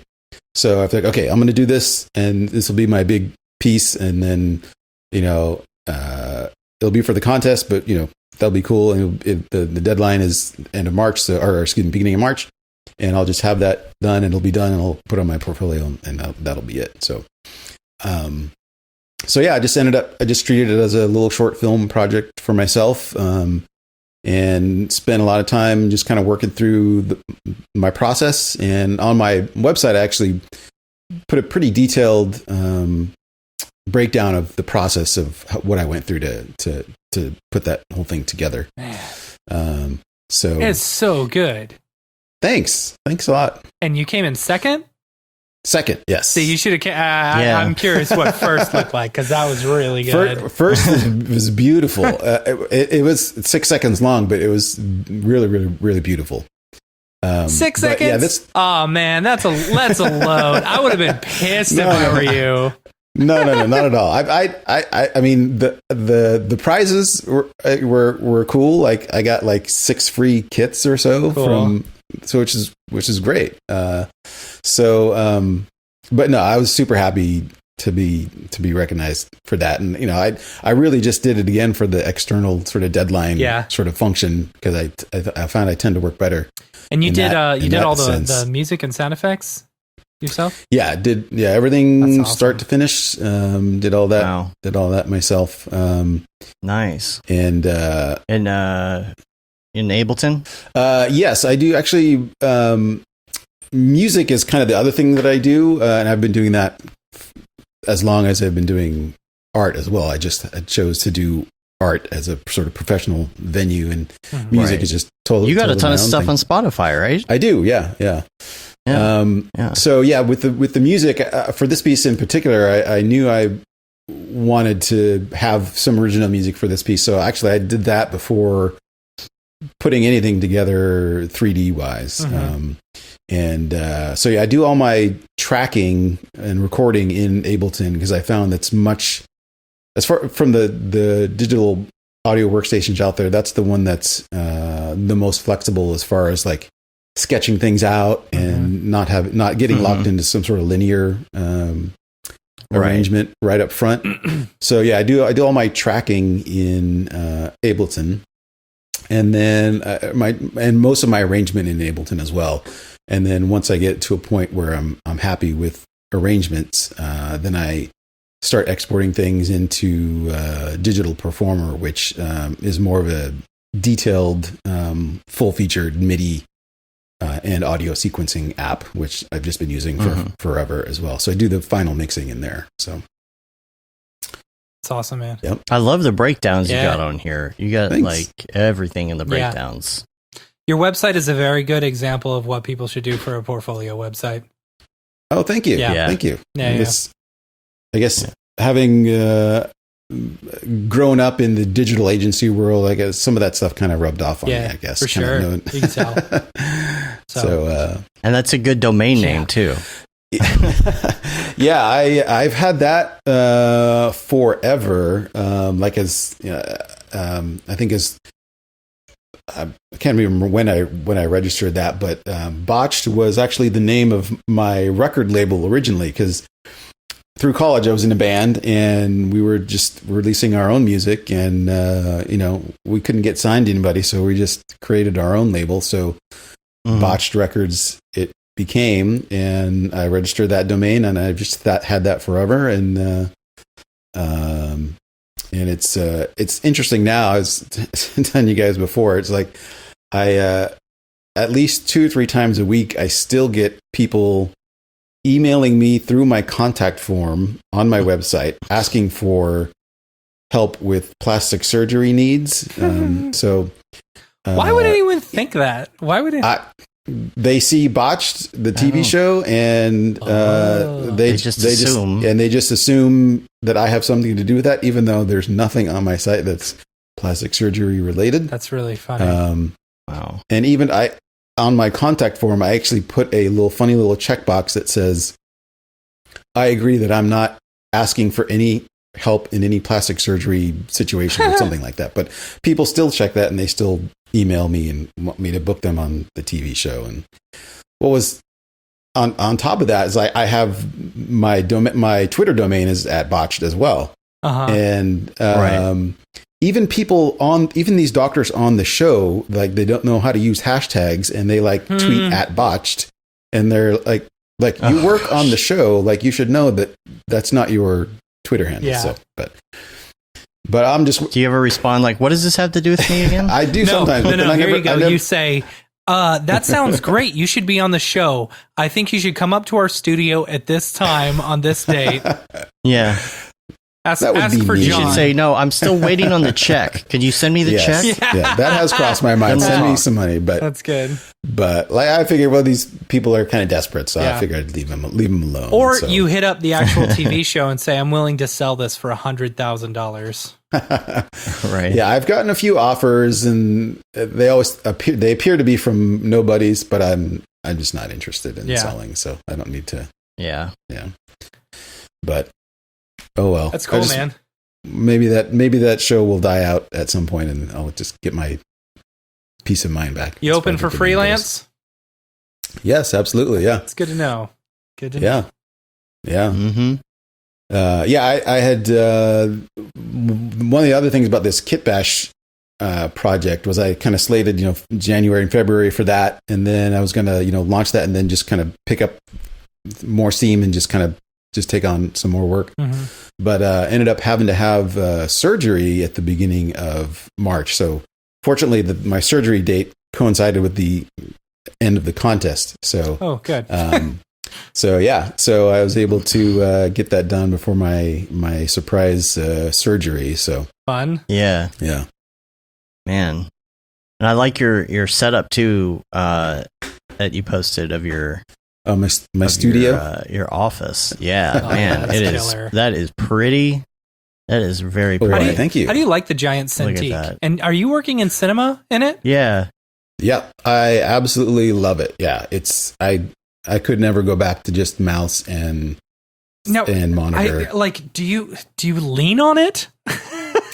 Because I feel like I would just want to lean on it all day, No, actually, it took me a little while to kind of figure out ergonomically what I wanted to do. Mm-hmm. And what I ended up was, I built a custom stand that's at a fixed 45-degree angle. So I don't have like the Cintiq stand or like the ergo arm to move it around. So it's basically fixed here, and it's at 45 degrees. The desk there is a standing desk, so half the time I'm standing, and the other time I'm sitting. But I found that having that, and then I have that other monitor above. It's just like a widescreen HD monitor that's on an arm that's adjustable. That's just above the Cintiq. So that's my reference monitor. But no, I've really happy with the ergonomics of this, and it took a little while to get used to. And it being 4K, like in cinema, it's fantastic because you can have so much. There's so much real estate, but my eyes get pretty tired working, trying to read everything, especially at the top of the menu. That gets a little tough. Yeah. But yeah, it looked cozy though. But yeah, I absolutely love the Cintiq. I don't think I could go back to just regular mouse and monitor in a situation. I've always wanted a Cintiq, but like I don't know. I just don't. I can't justify it. You know. But I feel like if I got one, I worry that if I got one, I would be like, I don't really like this, and then I wouldn't want to use it anymore, you know? But I do, like, I love the Wacom tablet, but it's another one of those things where I just can't, like, I'm not in, like, Photoshop enough or something like that in order to where I would really be using it. And if I do, then I'll just use my iPad, you know? Yeah. Drawing wise, I think the iPad Pro still beats the feel and the drawing experience. It still beats the Cintiq, but the Cintiq is definitely a close second as far as drawing and the feel of that. Yeah, definitely. Yeah, that's cool. Yeah, love it. Let's see what else I got on the list here. Man, we're time is flying. Yeah, I know, right? Can we real quick? Let's jump back to Ravcock. What's your flavor? I think you might have some good input on this too. I'll have to scroll back through comments and figure out what was the question about the hardware. Let's see. Quick question for anyone who was on here that has a site that recommends PC parks for Mograph use.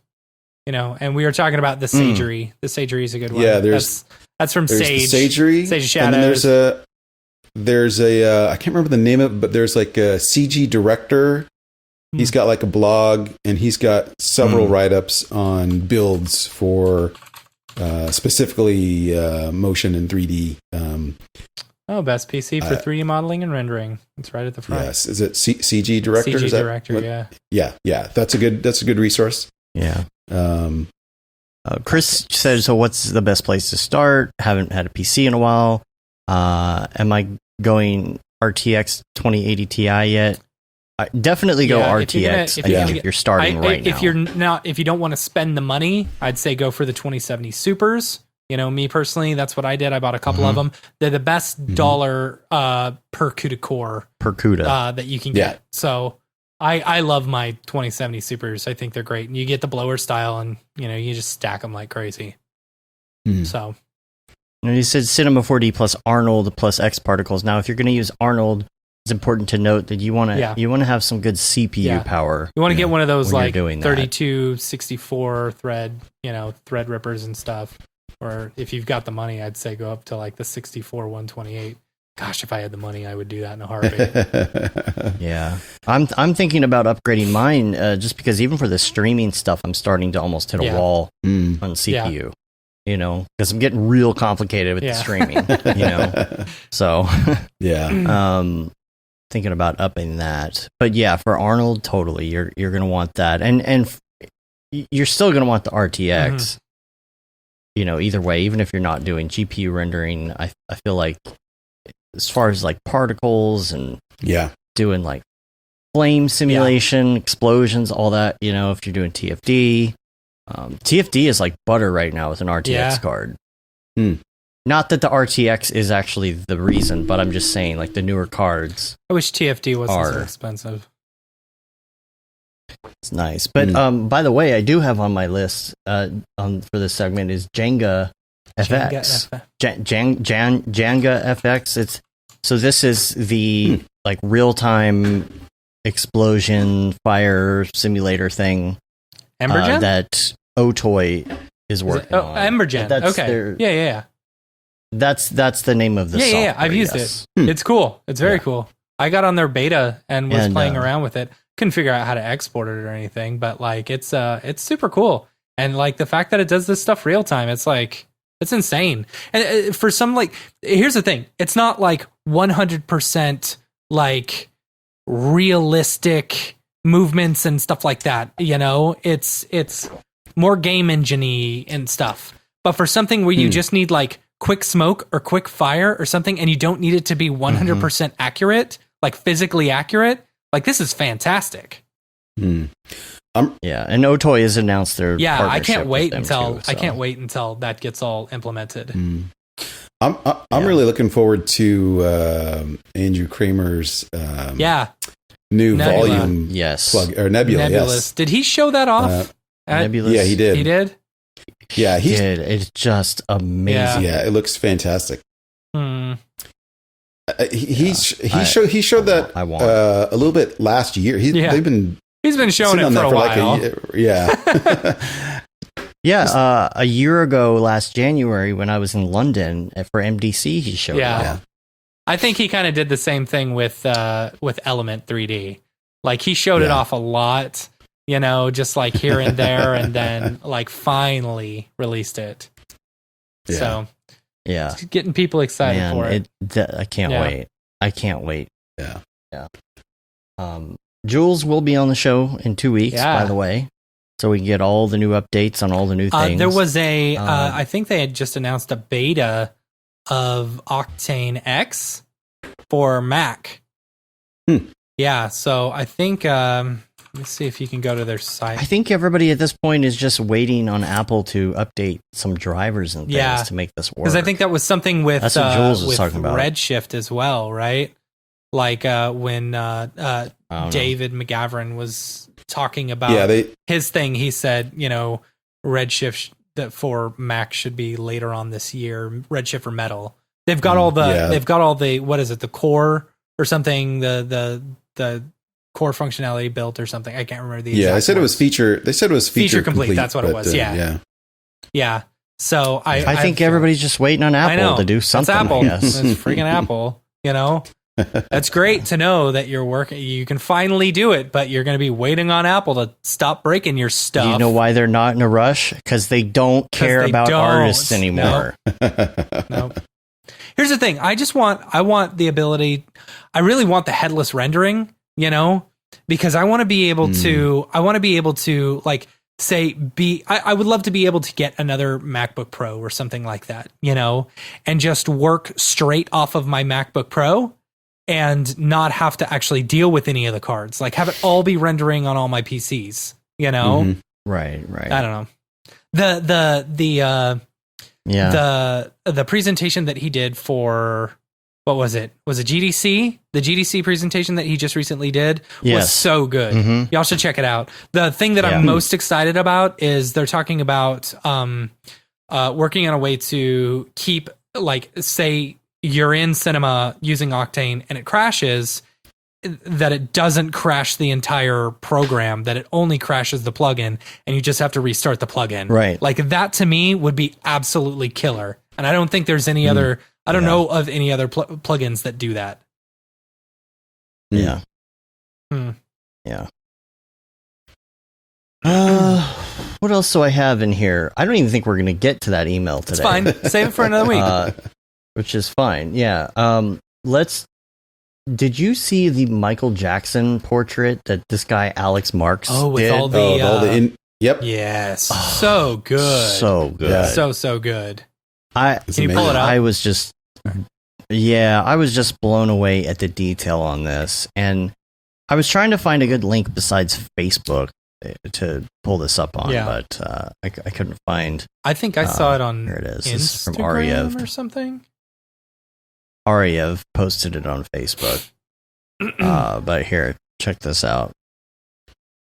Look at this. So like, at first glance, it doesn't really look like much until you zoom in. But like, first of all, I love what he did with like the plugs and the cassette tape and everything on his outfit. But I mean, look at that.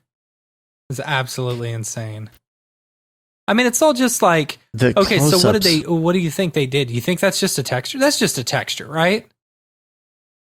Nope. Yes, it is. It's got to be a texture. Yeah, I haven't seen any process pieces on it, but yeah, it's amazing. I guarantee you they probably they made a texture and then placed it on his face, you know? The thing is, you had to have certain pieces strategically placed for certain ways. Oh my God, the freaking lawnmower and blower people, for the love of God. It's fine. Oh my gosh. Multiple times a week, they are blowing the sidewalk back here. And now there is a weed whacker and a blower going at the same time. And you can hear that, right? Just barely. It's fine. Once you put the gate on, it'll be fine. It's like the window is open and they're right behind you. I can barely hear it at all.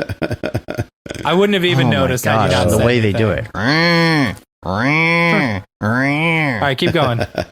I don't understand. Anyway, like the rhinestones. The rhinestones look great. The rhinestones. Oh, that's look cool. at that! I didn't even realize super cool. these are little records. Those are all his records in there. Cool. That's like just it's not even like the detail. It's like, how do you even come up with that idea? Yeah. You know, I mean, look at that Earth Song, man. Just all the fine detail. I mean, look at the fingerprints on that. You know, I mean, I wonder how long this took. Just fantabulous. Oh, look, even the VU meter that's is funny. Michael Jackson. I didn't even realize that. Oh yeah, so look at the needle on the VU meter. The switch right next to him. It's a moonwalk. Look at that moonwalk switch. There's so much detail that you wouldn't even notice. Like. Nice. Speaker, that's super so good. And the parts of the jacket, you can see the speaker underneath, underline underneath the heel knob. That's funny. Yeah, heal the world. No, dude, I'm pretty sure he placed these strategically. Maybe some of them, but not all of them. Like, they're just textures. That's all they are. I'm pretty sure there was something about somewhere I saw how that was actually. There's no way. There's no way. Yeah. No. Yeah, look, dude. Look, you can see all the pieces sticking out. Yeah, but still, you could easily create that texture in Substance, you know? Or but there's geometry. So? It's just a bump map, dude. Show me the lines. I want to see the lines. I want to see the edges. Well, I mean, look, here's the edges. They're all sticking out. Yeah, but that's just a bump map. There's no way that's a bump map. You can't have a bump map that's a guitar. Just displacement map. Yeah, but you can't do that either. Yes, you can. It would be more work than just putting it together. How are you going to do that? Look at the microphones. Like, none of those things touch. I'm telling you. Someone just created a loopable texture, you know. It's not even looped, though. Like, it's different everywhere. You just take it into, whatchamacallit? Substance. There you go. I think he wrote something about it. It's a beautiful piece. Yeah, very good. I don't remember. I hate the subject. Yeah. Here we go. Each one of those instruments on the face and microphones in the hair are 200 to 300,000 polygons. Billions of polygons in the scene, although I did render the body and head separate because of GPU memory limitations. Well, that was just a stupid way of going about it. No. Nice. Man, so good. Anyway. Pretty. Very good. All right, let's do a little something called Mograph Recommends. Yay. All right. We need a thing. Like a jingle. A jingle? Yeah. Oh, well. All right. Let's talk about your favorite movie. Okay. G-Rant just sent me this Houdini thing. And it was on Slack. He said, Houdini 17 quick tip, using the UV layout SOP for geometry packing. So, yeah. Oh, interesting. Yeah, so that's probably what they did. Interesting. All right. That geometry packing sounds interesting to me. I want to check that out. So let's talk about your favorite movie. Well, I love movies, so I probably have a bunch of favorite ones. Top ones are definitely the Lord of the Rings. I'm a huge Tolkien nerd, and Lord of the Rings probably my favorite, but not the Hobbit movies. Why not? I've never seen them. They just really they just got well. I guess first of all, I had been waiting for them to make a movie of Lord of the Rings for 20 years or so. Yeah. And when they had to fight for years to get that movie done, so you could tell for especially Fellowship of the Ring, they had a lot to prove, mm-hmm. and it shows because I mean those three movies are fantastic. Yeah. When it came time to do The Hobbit, it just seems like they had way too much money and way too much time on their hands to do it, and they just were putting in all this silly stuff that just didn't need to be there, and they just plus we already had the Hobbit cartoon. Yeah, exactly. The cartoon movie. The greatest adventure is what lies ahead. Indeed. So not Hobbit movies, but definitely Lord of the Rings movies. Also big fan of the director Nicholas Winding Refn. He did Drive. I think Drive was probably in my top spots as well. Drive. I think Drive would probably be my favorite movie if I had to pick one right now. So, even though there's not a ton of driving in it. So. Mm-hmm. Now, what about this? Should be interesting. What about your favorite music? I've been listening to a ton of music as well. Lately, I've been on this sort of synth kick. And when I say lately, I'd say the last 5 years or so. So even before sort of Stranger Things kind of brought the whole sort of retro synth thing into the forefront, there's artists like Makeup and Vanity Set. He does some fantastic stuff. You got that Moog, right? Yes. Yeah. And another artist, Pilot Priest, he does some really good stuff. And then I'm a big fan of sort of ambient instrumental stuff. So the bands like Hammock, and then big fan of Tycho as well. And then sort of back in my earlier days, I was more into the heavier stuff like Tool and. What'd you think of their new album? I really liked it. I listened to it a lot last year. As an album, it's fantastic. I think I would have expected more for them from their hiatus. Yeah, because it just sounds like they picked up right where they left off. But still, here's the thing: if you're too different, they're going to be like, well, they completely changed their sound. You know? This is true. Yeah, I did think they sounded just like like they picked it right back up.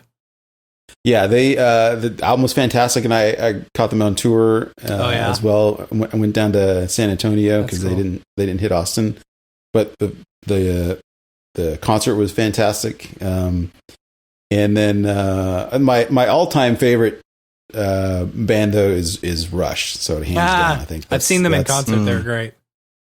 Yes, I've seen them many, many times. I have too. In fact, the band that I had in college, and actually we ended up being together for 15 years.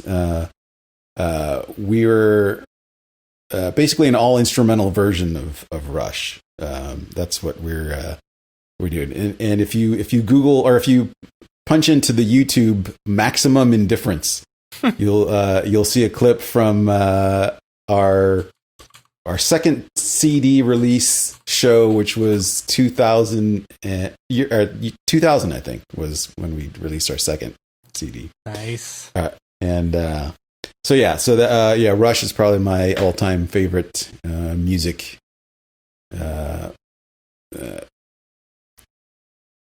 From the beginning. So. Yeah. And then, do you listen to different things when you're working though? Yeah. I listen to a lot of podcasts these days. Do you have a favorite? Aside from the Mograph podcast, a lot of a big one is the Collective podcast with Ashore. That's a big one. And the Joe Rogan Experience. He's got a lot of good different guests on that I like. Oh yeah, there we are. Nice. Back many years and many pounds ago. Yeah. Which one is you? I'm the one playing the bass, the Rickenbacker. Okay, yeah. So, and then also the Jocko podcast. Have you guys heard him? I don't think so. No, he's a ex-Navy SEAL, and he wrote the book Extreme Ownership. It's like a leadership and business book. Mm-hmm. He's got a really good podcast about it's mainly military stuff, mm-hmm. but also a lot of leadership and sort of strategic kind of thinking. That's cool. So that's a good one. That's a good one as well. And then on the lighter side, we're big fans of Penn and Teller. So listen to Penn's Sunday School, and mm-hmm. then Piff the Magic Dragon. Have you seen him? Haven't, no. He's another Vegas magician act. Piff? Yeah, Piff the Magic Dragon. So he's got the Piff pod. He's pretty funny. So that's funny. So those podcast wise, that's usually it. And then Case File. It's a true crime podcast that it's just this Australian guy, and he just narrates these true crime stories, and they're pretty interesting. Huh. That's cool. So, true crime is very popular. Yeah. Yeah. And what about TV shows? I think TV shows. My favorite recent one was a show that was on Starz for a couple seasons called Counterpart. It starred J.K. Simmons. Love J.K. Simmons. And that one was really, really cool. I was sad to learn it was canceled last year, though. So we only got, I think, 2 or 3 seasons. But it kind of left us hanging because it was like this weird, kind of had this like Cold War feel to it. It was set in Berlin. And there were like these 2 realities where, like, 25 years ago, the world split in 2, and there was this like tunnel that you could get to where this alternate reality was, and it was like just slightly different. So there was like, you had a counterpart over there that was like your doppelganger or whatever. That's cool. So it was pretty interesting, but unfortunately canceled. Excuse me. All right, we did podcasts. Yeah. Oh, there's also TV shows. Definitely the Watchmen. The latest Watchmen series was really good. Thing is about that, and so many people. Yeah. The new Westworld also really good. I got to catch up. And then one that really, that's very good. That really kind of surprised me. It kind of stuck with me was there was an Amazon Prime series called Too Old to Die Young. And it was from the director Nicholas Winding Refn. It was really shocking. It's like 10 episodes, and it's like this LA cop / drug cartel saga. But it's really brutal, but just the way this guy directs things is just fantastic. And it's like really slow paced and just very moody. It was, if tense, drug cartel hostage or, situations make you nervous, then maybe avoid it. But, it was, it stuck with me for quite a while. Yeah. You into Narcos then? On Netflix? I watched the first season. I haven't gotten into anything past that. So that whole thing was great. They started doing all these spin-offs of it, and I lost interest. But the main one is worth watching. So yeah, cool. Yeah. So we did podcasts. What about plugin?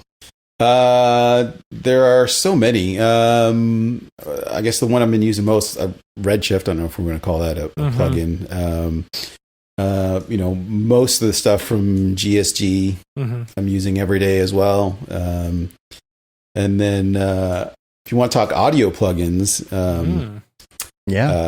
there's several that I think are must-haves. There's Cush Audio.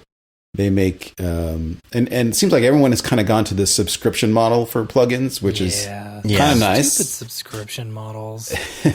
Well, Splice is actually pretty cool because you can rent a plugin for a little bit if you need it.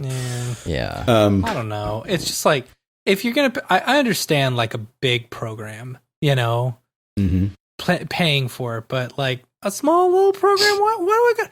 What, you know, that would normally audio like, plugins are expensive. Yeah, well, like, or like there's one in particular. The Steven Slate. He makes a suite of audio plugins, and they went to a subscription model a couple of years ago, and they have. I mean, you get everything, and it's pretty reasonable. So on the one hand, it's like, yeah, you pay every month for it. But on the other hand, if you're calculating how much you would be spending per year, plus like any new plugins that come out, you get automatically. So it actually the math kind of works out, at least for now anyway. So, so Steven Slate. And then there's a little independent manufacturer called Klanghelm, that he's done. It's just one guy, and he's done a handful of plugins, but they're fantastic. And one of them is just like the simple VU meter utility, which I use on everything for gain staging. It's called VUMT. So yeah, that one definitely can't live without. I like that Splice does. I think it's rent to own. Oh, really? As well. So it's like every plugin you can imagine, but like, I mean, imagine if they did that for Cinema 4D. Like, if you wanted to get X Particles, but you didn't want to buy it outright, and you could pay $10 a month. See, that's the way Substance if you paid long was. enough, you'd own it. Substance was like that, you know. And then once you reach the it end, was. it's like, okay, cool, you own it. But it's not like that anymore. I like that idea. Yeah. It just, it just depends on how much you use something, if that's worth it or not. Slate All Access or whatever is, that's a lot of stuff. Yeah, and they have. There's also the fact that when you're trying to do, like, let's say you're trying to do a song or something, and you're like, man, I really want to try this plugin to see if I can do this thing. So you pay $10 for it for the month. If it works, it works. If it doesn't, it doesn't. Then you haven't spent like $300 on a plugin that just didn't do what you wanted it to do. Right. Yeah. A couple of years back, I was on a plugin buying binge, and I just ended up buying way more plugins than I could ever use. So, but the ones I mentioned are the ones I end up using all the time now. So yeah, Kush, Slate, and Klanghelm. That's pretty much my go-to suite. And of course, this will be interesting too, is your headphones. Yeah, I have a lot of different headphones, and all for different reasons. Like these right here are just the standard Sony MDR 7506 Studio. They're just super light, super flat. So I use those for calls and stuff. And then in the music studio, I use Shure SRH 840s. And they're just kind of big, robust, kind of critical, kind of listening kind of things. And then I have some custom in-ears that I'd use for when I'd play live. I haven't done much of that lately, but did that. I do have a set of Beats, the Beats, not the in-ear ones, but the big ones. For flying, because I really like their noise cancellation, and yeah, I was a kind of a Beat hater for a long time, but then with my wife working at Apple, she gets discounts on stuff. So right, so like, you want some Beats? Okay, so yeah, but for flying, those are great, and they they're pretty compact, and they block out a lot of that plain noise, and they are bass heavy, but I like bass, so that works for me. So they are Apple's most returned item. Not surprising. But then, and then also I have the Apple AirPods Pro, which I use for cycling. I do tend to find myself monkeying with them to get them to stay in a bit. So I need to find something else for more active things. But then I also have just the regular AirPods that I use to listen to while I go to sleep, because I'm constantly like, I put them in and I go to sleep, and then it's hit or miss whether I can find them in the morning or not. That's funny. So you have to listen to music to go to bed? I generally listen to a book on tape or something just to kind of put me to sleep. Mm-hmm. So that's cool. Yeah. I apologize for the noise. I don't hear outside. anything. I don't hear anything. I think you're more worried about it. What can you possibly be blowing with a blower outside of of 20 feet? It's 20 feet of wall that they're outside of, literally outside the window for an hour every Monday. You are there. And last Friday, Brody and the Monday before. From Mallrats. With the kid on the elevator. It's so loud. The kid on the escalator. The kid on the escalator again. Wow. I think Brody was his name. It's so loud. I don't get it. I don't get what they could possibly be doing right now. I can't even hear myself. Okay. Anyway, let's see. Okay, so what about app on your phone? App on my phone. I tend not to use my phone for anything really other than Facebook or Instagram. Lucky you. My Fitness Pal. I do that. Try not to eat like crazy. So I've been getting a lot of you forgot to put in your breakfast. You forgot to put in your dinner. Yeah. You know, it's really bad when they finally send you that one that says, this doesn't seem to be working. We'll leave you alone for a bit. And it's like, that hurts. Yeah.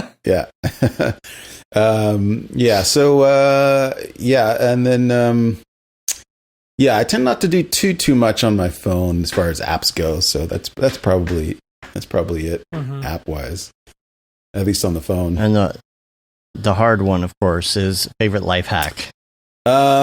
Well, it's not so much a life hack as it is just something that tends to work out really well for me. But big into cable management, or mostly into cable management. Trying to. So the best things I found for that are reusable zip ties, the ones that you can zip and unzip as many times as you want. And the 3M command strips, because you can stick anything to anything and then remove it and use it later. And I just got this new little audio interface for my PC, this little Motu M2, and I just command stripped it right under the desk and zip tied all the cables in place, and boom, all done. That's awesome. So. The one thing that I don't like about cable management that I'm not good at is that, like, whenever I set up the cables, it looks nice. But then by the end, you know, you wait a couple months or so, it's like, oh, well, I had to take that one cable out, and that messed a bunch of stuff out, and then one thing's hanging down. Literally, that is my life right now. Nest.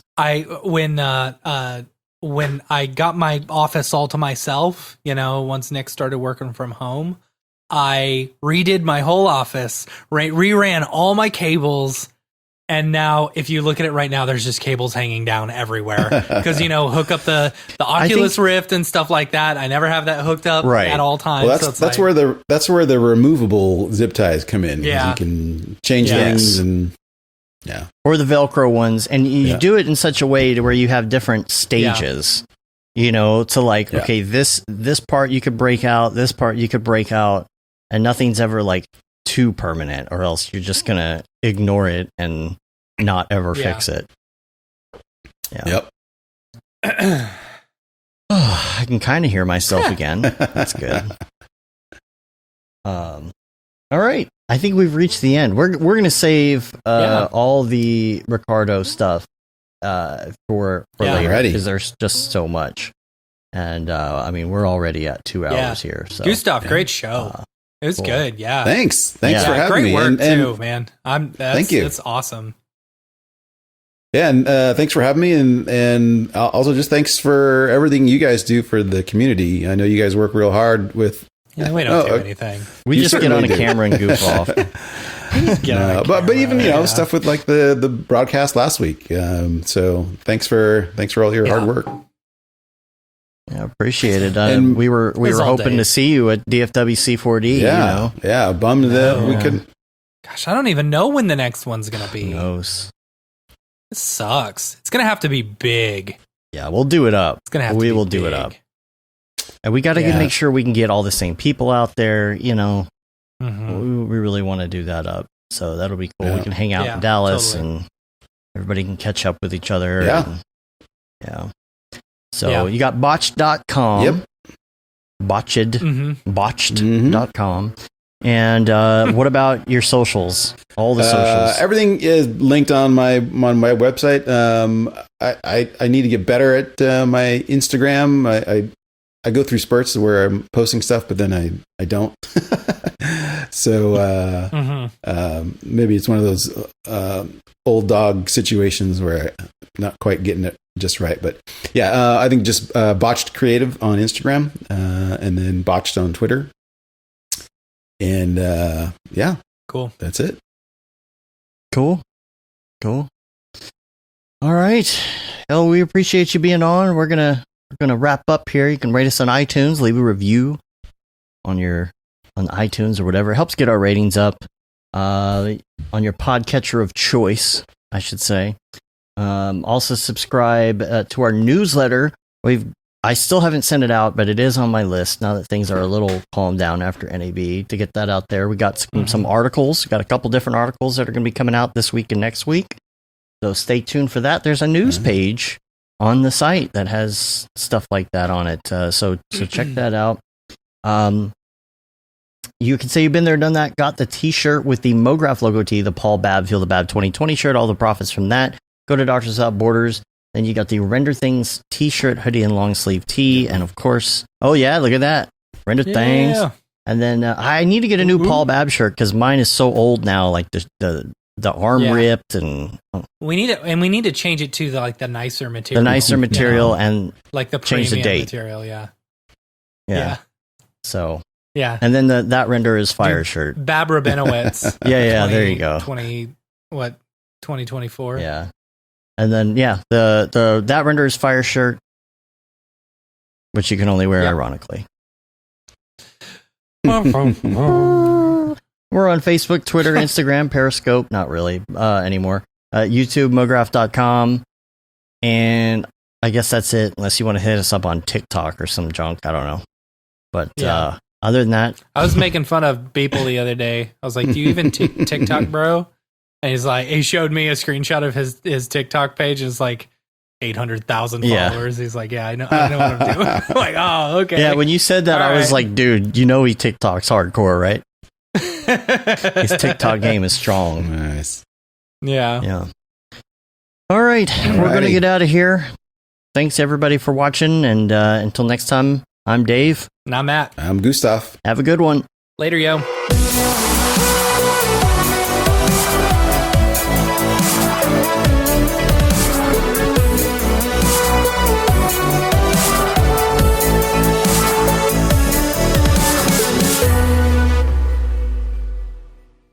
Pretty good, I guess. Mograph.com, an online resource for motion graphic artists. Start your week with the Mograph podcast. Industry news, interviews with your favorite artists, and terrible humor. Watch live shows and interviews from Mograph events like NAB, SIGGRAPH, Half-Res, and local meetups. Our Mograph Talks feature live demos and motivation from artists all around the world. Sometimes you gotta make stuff that you're not gonna put on your reel, and I'm not here to judge. What if Rick and Morty show up for the countdown at midnight? That's where I peaked in life, in my career. We gotta stop this thing, Rick! It's gonna kill us all! Hear from the people that create your software, design your render engines, and artists that are changing the face of modern motion graphics. You get that render done. Yeah, you better frame what? Mograph tutorials and online classes will teach you about Cinema 4D, After Effects, as well as other popular software and render engines. Throw in the HDR Studio, take the render settings, pick the HDR, put in reflection, and gorgeous. Branch into new software. Learn time-saving tips, techniques, workflows, and lessons that'll keep you up to date in the world of motion design. Oh, brother, those are some of my favorite elves. I love projects that scare me. When our art director comes to us and asks for something that I had never done before, man, it gets me pumped. Join the conversation in our live sessions. Check out our plugins, or join the hundreds of daily active users in our Slack channel for technical help, advice, contests, or just to joke around. Real nice banana. Yeah, that's so funny. All right. I'm going to live forever. Subscribe today and get the latest updates on our YouTube and other social media channels. Take all your dreams and just do it! We don't care how you get here, folks. Just get here. Subscribe to Mograph.com.